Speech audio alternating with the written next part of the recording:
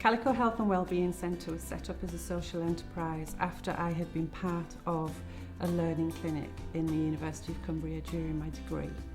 We were offering complementary therapies, so massage and clinical reflexology, to the general public and then to people who were members of certain support groups. So the people that benefit are people who have long-term debilitating illnesses.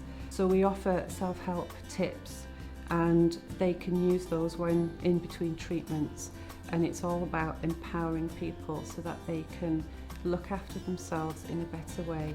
Calico generates revenue by the services that we offer, so we have a wide range of things, the flotation therapy, we have different types of massage, I do the clinical reflexology, and that is open to anybody and everybody in the community.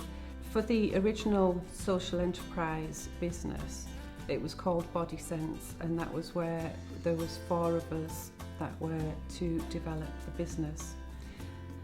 We all lived quite far away from one another, and also just trying to develop the business structure was a challenge because there was a great deal of difference of opinion. 2 of us then tried to continue with that, but again, logistics of living quite far apart and also both working full-time elsewhere made it difficult to push forward with a partnership. As I had to move forward as the sole trader, it did cause quite a few stresses to begin with, knowing which was the correct decision to make. Originally, we were set up in the University of Cumbria Health and Exercise Clinic, which was where the learning clinic was, and it had been successful. However, trying to run this as a business and keeping it private for the clients that were tapping into the service was very difficult. And also we had issues with parking and accessibility. Luckily, I had my own business of Calico Health and Wellbeing Centre, which was set up with free car parking and set up to provide the services that met the needs. Originally, when we were setting up the business structure, we sought help from Sylvia Granger, who was part of the University of Cumbria.